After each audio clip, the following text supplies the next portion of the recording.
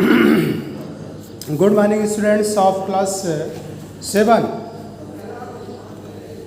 I am your science teacher APSL. Today I will teach you and I will explain chapter 7, science chapter 7. Chapter name is weather, climate and adaptations. तो weather, climate and adaptations ये 3 words हैं आपके chapter में. We have to learn all this things.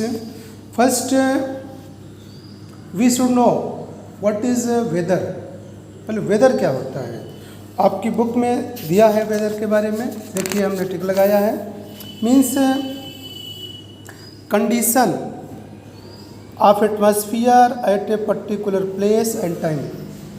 Condition of atmosphere at a particular place and time is called weather. Weather जो होता है day to day change होता रहता है, टाइम टू टाइम चेंज होता रहता है. वेदर आपका सुबह को कुछ रहेगा, शाम को कुछ रहेगा. तो जो वेदर होता है आपका हर समय चेंजेबल होता है.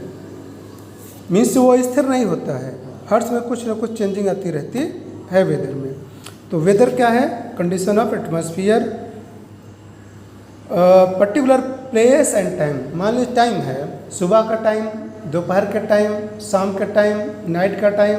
तो किसी टाइम वेदर आप जान सकते हैं कि क्या वेदर है. अब इसके बाद आता है climate.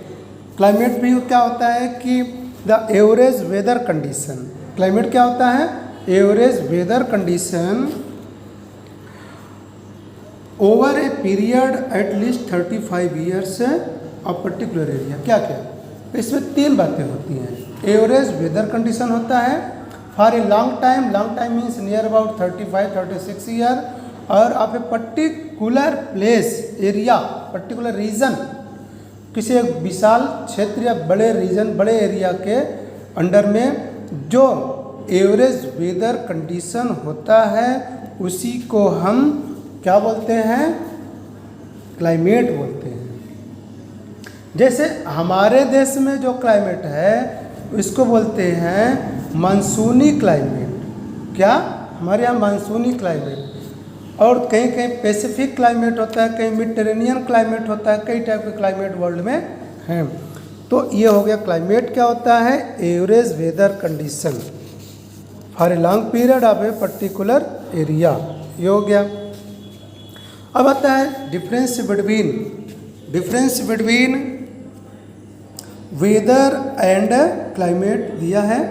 First number climate, it is average weather condition of a large region over a prolonged period of time. इधर it is atmospheric condition of a place earth daily basis. तो वेदर जो होता है डेली बेस पर होता है और climate जो होता है लॉन्ग पीरियड के लिए और लॉन्ग एरिया के लिए होता है.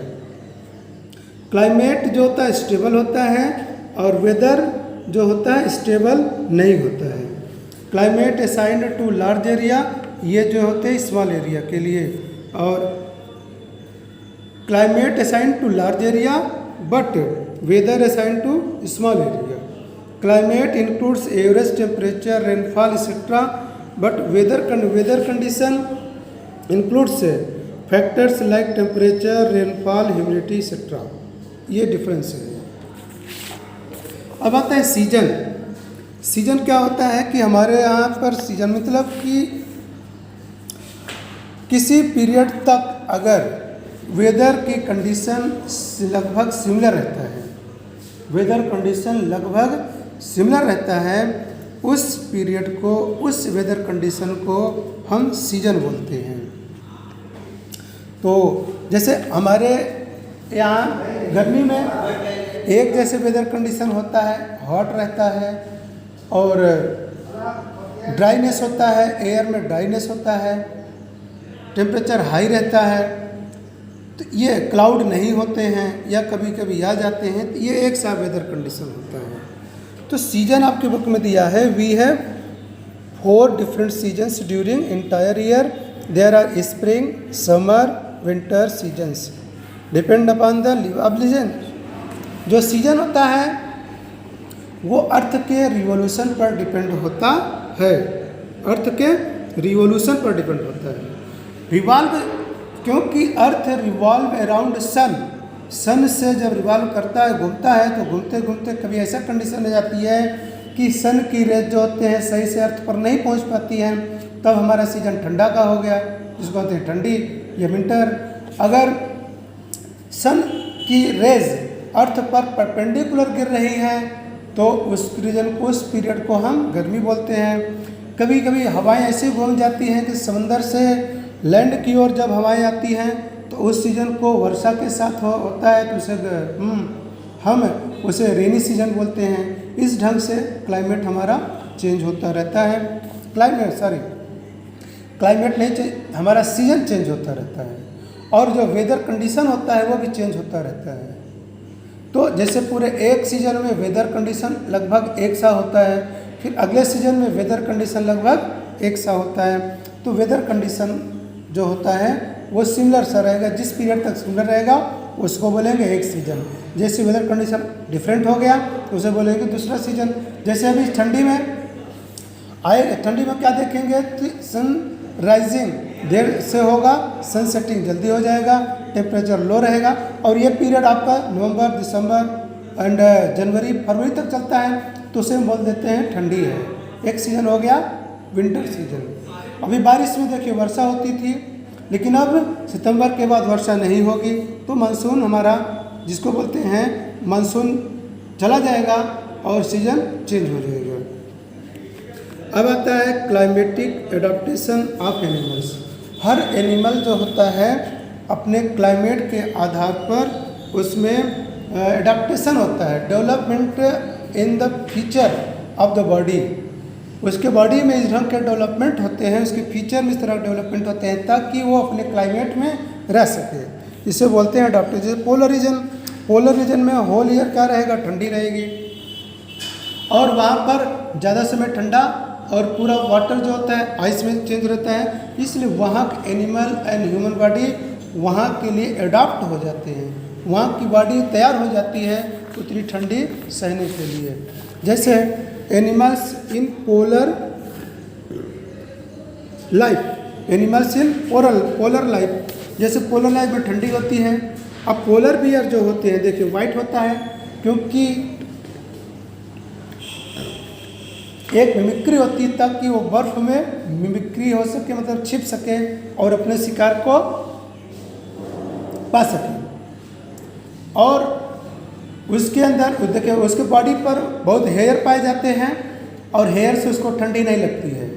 और उसके स्किन के नीचे एक मोटी सी लेयर होती है, चर्बी की लेयर, जिसको बोलते हैं फैट लेयर होती है, उससे बॉडी की जो हीट होती है वो सेव हो सकती है, बची हो सकती है, उसको ठंडी नहीं लगेगी। ठंडे में रहने से वो मांसाहारी ज़्यादा मांस ही खाता है, क्योंकि मांस खाने से बॉडी को हीट ज़्यादा मिलता है। इसलिए उस रीजन में जितने सारे एनिमल हैं या ह्यूमन बीइंग हैं, ऑल आर कार्निवोर्स या मांसाहारी होते हैं। ये उनका एडाप्टेशन है। तो जैसे कुछ चीज़ें हैं यहाँ पर एडाप्टेशन से, थिक लेयर्स ऑफ फर हमने बता दिया है, लॉन्ग हेयर बिटवीन पैड्स, ये पैड्स का मतलब कि जो pad and feet long hair होते हैं, ब्लबर्स होते हैं, मतलब कि स्किन के नीचे चर्बी की लेयर होती है, ये एडाप्टेशन हो गया। Hunting prey protection from predators, मतलब कि अपने शिकारी से कैसे बच सकते हैं, उनके अंदर भी जैसे वाइट कलर हो गया, ये उनके बढ़ता कि वो बर्फ़ में छिप सके। और 5 एवरी शार्प क्लाज उनके पास होता है,